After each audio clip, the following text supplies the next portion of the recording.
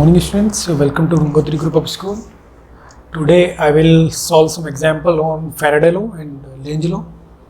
देखिए यहाँ मैंने एक कंडक्टिंग रोड लिया हुआ है, conducting rod AB, conducting road AB के पास वेलोसिटी v है। तो आपको बताना है कि इस रेजिस्टर में करंट कितनी है, इस R में करंट कितनी है, ये आपको बताना है। ये कंडक्टिंग रेल है, ये जो है कंडक्टिंग रेल्स टाइप स्ट्रक्चर है।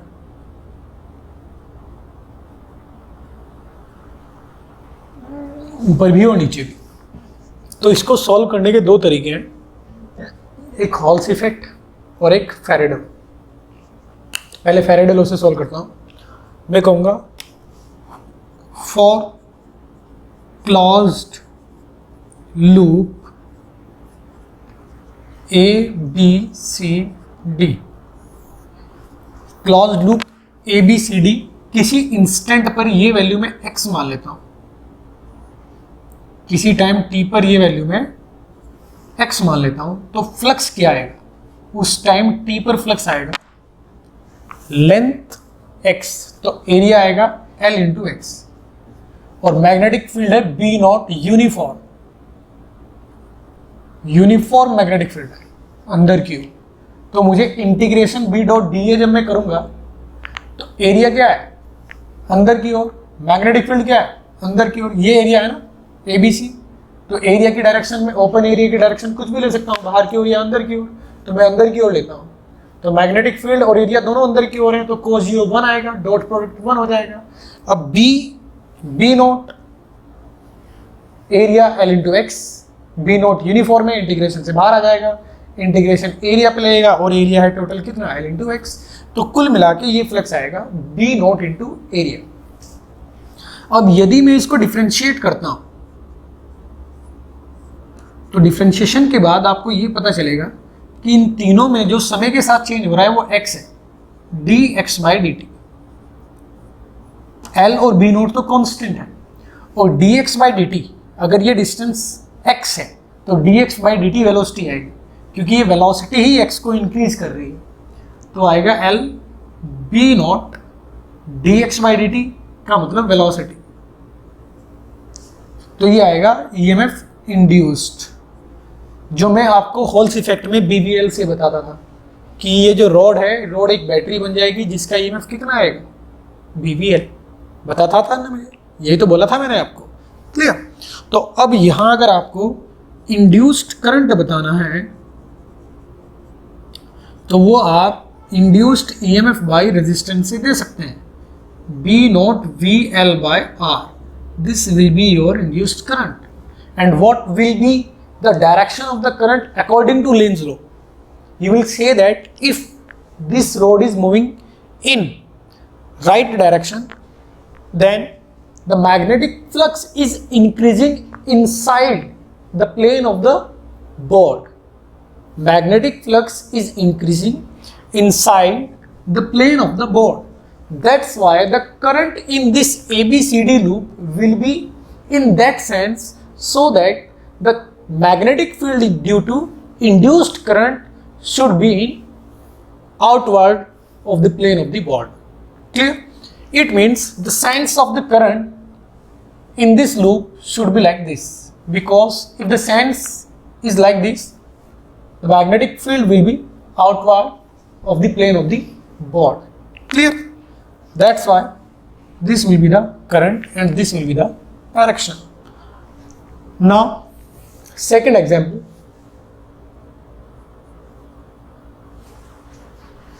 here it is not necessary that every question you can solve by both the method, Faraday law and Hall's effect। ऐसा जरूरी नहीं है कि आप सारे क्वेश्चन दोनों मेथड से सॉल्व कर पाएं, ऐसा जरूरी नहीं है। कुछ क्वेश्चन आसान होते हैं Faraday law से, कुछ क्वेश्चन आसान होते हैं हॉल्स इफेक्ट से।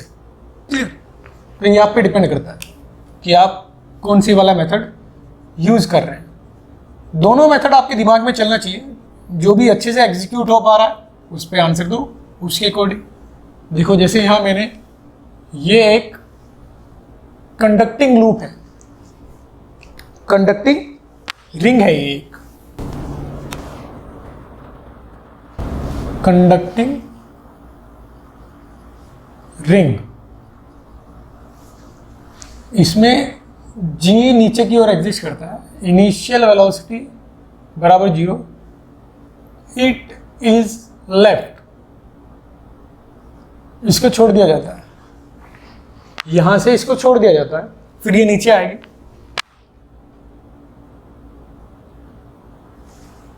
क्लियर। तो ये इसमें एंटर करेगी, एक स्टेज आएगी कि ये इसमें एंटर करेगी, फिर ऐसे नीचे आएगी, फिर यहां से ये बाहर निकलेगी और फिर नीचे जाएगी। तो आपको 1 2 3 4 5 बताना है कि इसका एक्सेलरेशन किस प्रकार से चेंज होगा इस स्टेज के दौरान। ये 1 2 3 4 स्टेज है, इसमें एक्सेलरेशन किस प्रकार से चेंज हो रहा होगा, क्लियर। जैसे ये 1 स्टेज है, 1 स्टेज में एक्सेलरेशन क्या होगा, g, जैसे ही छोड़ूंगा मैं g आएगा। लेकिन जब ये 2 स्टेज में एंटर कर रहा है, मैग्नेटिक फील्ड्स में ये एंटर कर रहा है, क्लियर, मैग्नेटिक फील्ड अंदर की ओर है, उस रीजन में ये एंटर कर रहा है, तो इसका एक्सेलरेशन g से बड़ा होगा, g के बराबर होगा या g से छोटा होगा। फिर ये यहाँ कंप्लीटली अंदर है रीजन के, तो यहाँ एक्सेलरेशन कितना होगा, और फिर ये बाहर निकल रहा है मैग्नेटिक फील्ड रीजन से, तो यहाँ एक्सेलरेशन g के बराबर होगा, g से छोटा होगा या g से बड़ा होगा, क्लियर। इस पे आपको कमेंट करना है, नो डाउट। यहाँ तो एक्सेलरेशन g होगा 5 में, तो इसको मैं हटा देता हूँ, 5 वाले पोर्शन को मैं हटा देता हूँ। तो इसके बारे में आप सोचेंगे, देखो कैसे करेंगे हम इसको। फर्स्ट रीजन कंप्लीटली कहाँ है, आउटसाइड है, वहाँ मैंने इसको छोड़ा है, तो आप बोलोगे कि फर्स्ट रीजन में जो एक्सेलरेशन आएगा वो इक्वल टू g आएगा, g के बराबर आएगा। अब 2 पे बात करते हैं, सेकंड पोजीशन पे बात करते हैं। सेकंड पोजीशन क्या है कि ये एंटर कर रहा है, किस में एंटर कर रहा है, मैग्नेटिक फील्ड में ये एंटर कर रहा है। अब मैग्नेटिक फील्ड देखो, किसी इंस्टेंट की बात करता हूं, इस इंस्टेंट की, इस रीजन में इसमें मैग्नेटिक फील्ड आ चुका है, क्लियर। इसका मतलब ये area into magnetic field will be the flux, और चूंकि ये एंटर करते हुए जा रहा है, इसका मतलब ये है कि इसका फ्लक्स बढ़ते हुए जा रहा है, क्योंकि इसका एरिया बढ़ता जाएगा जैसे जैसे ये नीचे आएगा। तो फ्लक्स क्या होता है, b इंटू ए। इसका मतलब जैसे जैसे नीचे जाता जाएगा इस स्टेट में, एंटरिंग स्टेट में, जब ये एंटर कर रहा है तो इसका फ्लक्स बढ़ रहा है अंदर की ओर, और अंदर की ओर यदि फ्लक्स बढ़ रहा है तो इसका मतलब करंट इस सेंस में आना चाहिए कि फ्लक्स बाहर की ओर बढ़े, क्योंकि लेंज लॉ हमें ये बोलता है कि करंट, इंड्यूस्ड करंट हमेशा अपने कोज का अपोज करता है, इंड्यूस्ड करंट हमेशा अपने कोज का अपोज करता है। तो यदि मैग्नेटिक फील्ड अंदर की ओर बढ़ रहा है, मैग्नेटिक फ्लक्स अंदर की ओर बढ़ रहा है, नॉट फील्ड, मैग्नेटिक फ्लक्स यदि बढ़ रहा है तो इसमें इंड्यूस्ड करंट इस सेंस में आनी चाहिए कि बाहर की ओर मैग्नेटिक फील्ड है, जिससे कि फ्लक्स घटे। तो कुल मिला के अब मैं ये कहूंगा कि बाहर की ओर ऐसे आ सकता है कि यदि करंट इसमें ऐसे इंड्यूस हो, तो जब ये नीचे आ रहा होगा मैग्नेटिक फ्लक्स में, जब ये एंटर कर रहा होगा उस स्टेट में करंट इस सेंस में आएगा जो मैंने बना दिया। इसका मतलब ये जो पोर्शन है, ये पोर्शन, इस पोर्शन में करंट कैसे आएगा, ऐसे आएगा, इंड्यूस्ड करंट। अब अगर ये करंट है और यहां मैग्नेटिक फील्ड है, तो मैग्नेटिक फील्ड करंट पर फोर्स लगाता है। कैसे, first finger in direction of current, second finger in direction of magnetic field, यानी फोर्स ऊपर की ओर। तो इस पर नेट फोर्स कैसे आएगा, इस प्रकार से आएगा, नेट फोर्स ऊपर की ओर। यहां कुछ ऐसे आएगा, ऐसे आएगा, ऐसे आएगा, ऐसे आएगा, ऐसे आएगा, ऐसे आएगा, इस प्रकार से फोर्स आएगा। तो नेट फोर्स ऊपर की ओर आएगा, क्योंकि आधे रिंग पे है तो नेट फोर्स ऊपर की ओर आएगा, समझे। अगर नेट फोर्स इस पे ऊपर आ रहा है इस एंटरिंग स्टेट में, इसका मतलब जो एक्सेलरेशन होगा सेकंड स्टेज का, वो g से कम हो जाएगा, ये मतलब है इसका। समझ में ही बात।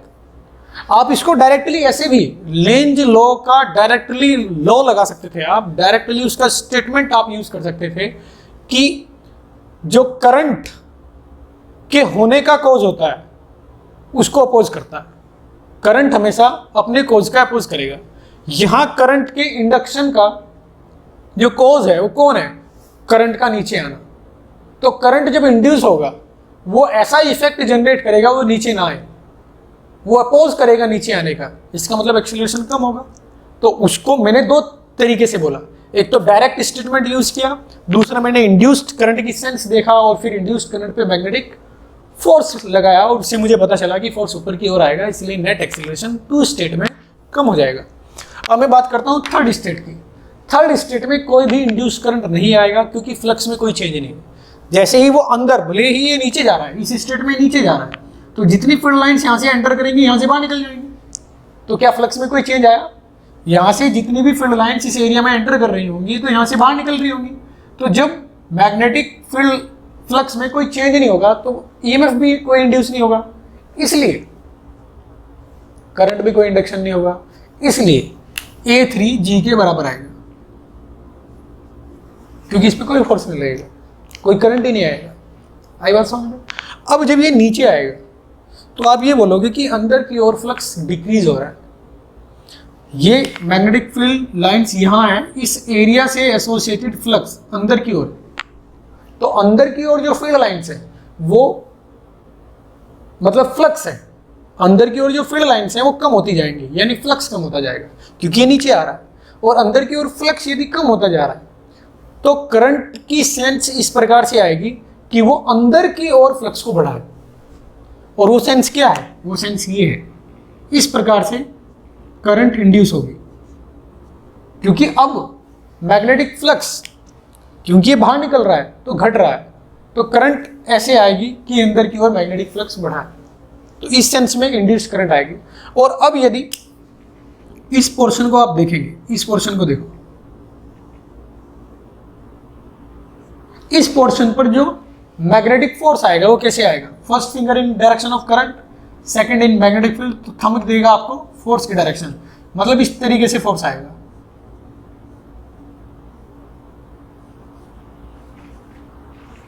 तो नेट फोर्स क्या आएगा इस पोर्शन पे? ऊपर की ओर नेट फोर्स, क्योंकि इतने से पोर्शन पे फोर्स लग रहा है तो इन सभी फोर्सेस का एडिशन ऊपर की ओर आएगा। इसका मतलब यहाँ A4 जो आएगा वो भी लेस देन G आएगा। ये बड़ा अच्छा क्वेश्चन है, समझे? इस स्टेट में भी एक्सेलरेशन G से कम फील होगा, इस स्टेट में भी एक्सेलरेशन G से कम फील होगा, इस स्टेट में G होगा, इस स्टेट में G होगा और नीचे भी G होगा। तो ये चीज आप याद रखेंगे, समझे? Next example, there is a conducting semi circular loop A, B, C, D hinged at point D having radius small r। ये एक कंडक्टिंग लूप है जिसकी रेडियस आपको स्मॉल आर दी गई है, यानी एडी जो दिया गया है एडी वो small R. If this loop rotates about point D with angular velocity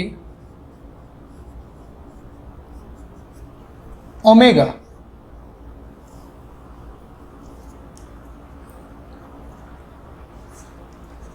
as shown in figure, then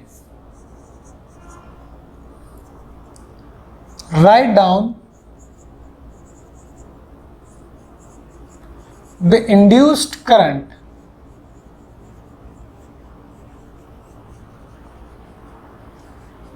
as a function of time। Time के फंक्शन की फॉर्म में जो इसमें इंड्यूस्ड करंट आएगा वो लिखिए। ये क्वेश्चन देखो,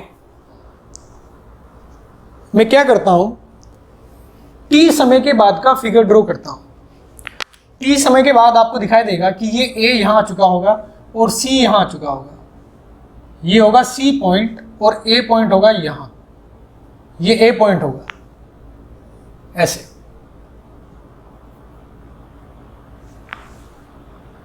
आफ्टर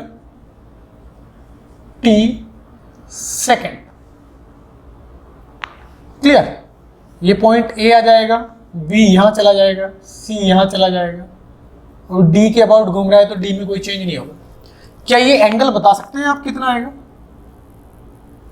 ये एंगल आएगा ओमेगा इंटू टी, क्योंकि t सेकंड लगे हैं घूमने में, तो ओमेगा एंगुलर वेलोसिटी होती है, t सेकंड के बाद जो एंगल आएगा वो ओमेगा इंटू टी होगा। तो इस वक्त जो फ्लक्स आएगा लूप से एसोसिएटेड वो इस एरिया के करस्पॉन्डिंग आएगा, समझे? तो मैं अगर फ्लक्स लिखना चाहता हूं as a function of time तो मैं लिखूंगा ये एरिया, ये जो एरिया है, ये एरिया कितना आएगा? किसी आर्क से सबस्टेंडेड जो एरिया आता है वो हाफ आर स्क्वायर थीटा होता है, तो half R square into theta, ये आएगा एरिया इंटू बी नॉट, ये टोटल आ जाएगा फ्लक्स आफ्टर टी सेकेंड। अगर मैं इसको डिफ्रेंशिएट करता हूं तो मुझे मिल जाएगा इंड्यूस्ड ईएमएफ इस लूप में, और वो आएगा B naught R square omega by 2।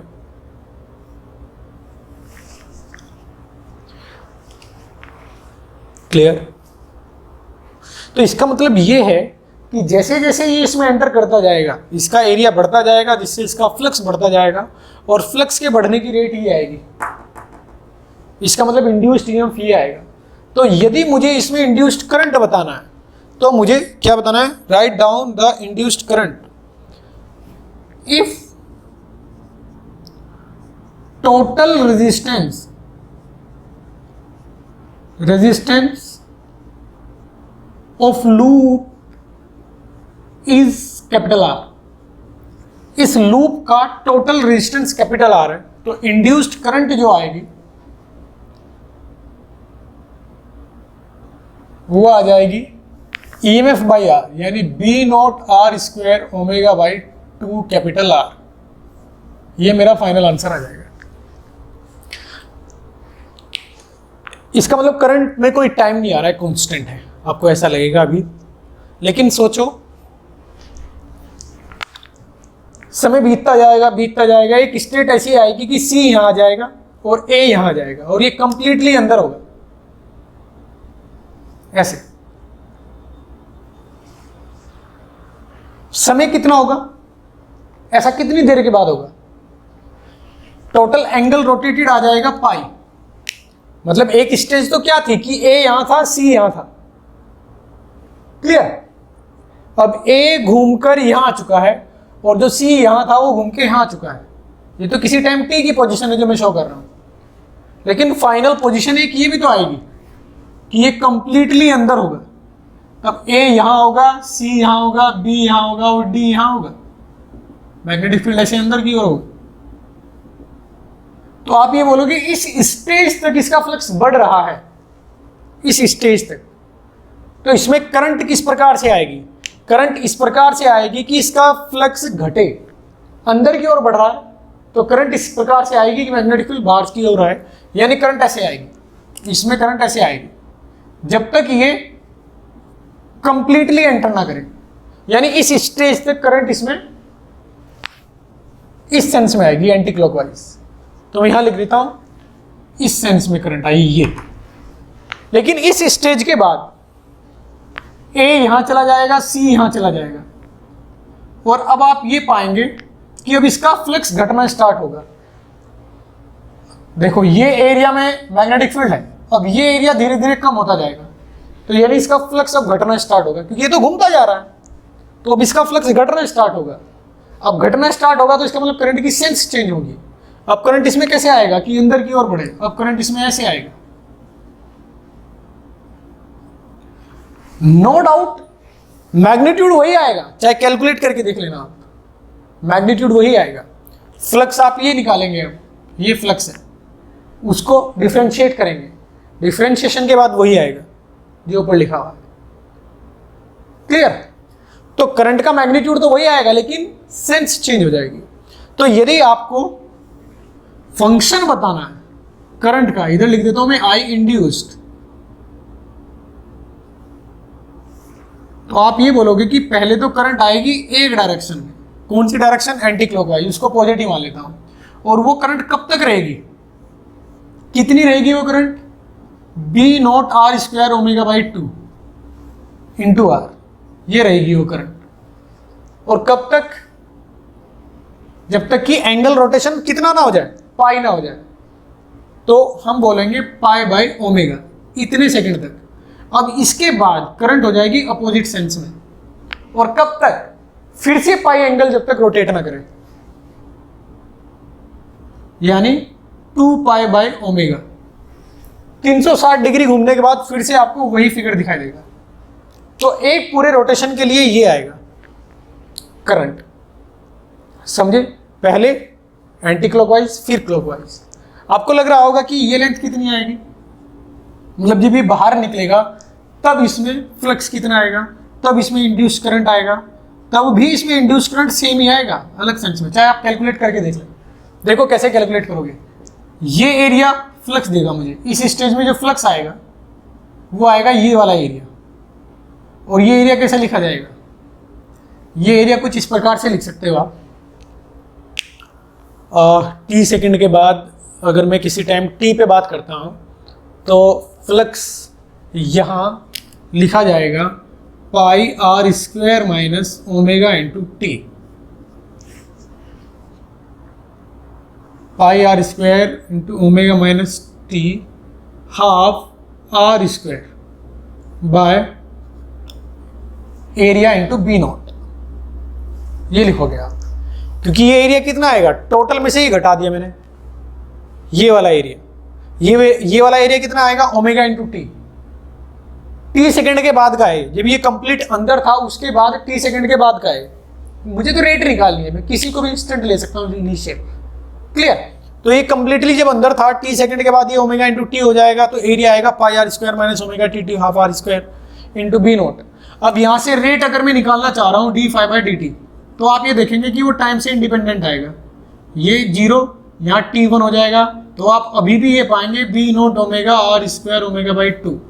अभी भी इंड्यूस्ड फ्लक्स सेम आएगा, rate of change of flux अभी भी वही आएगा जो पहले था। तो करंट क्या आएगा, अपॉन आर, यानी B naught R square omega by 2 R. तो अभी भी करंट की मैग्नीट्यूड वही आएगा जो पहले था। क्लियर? तो इस तरीके से आप क्वेश्चन सॉल्व करेंगे। ऐसे बहुत सारे क्वेश्चन आते हैं, समझे? इंड्यूस्ड करंट करें।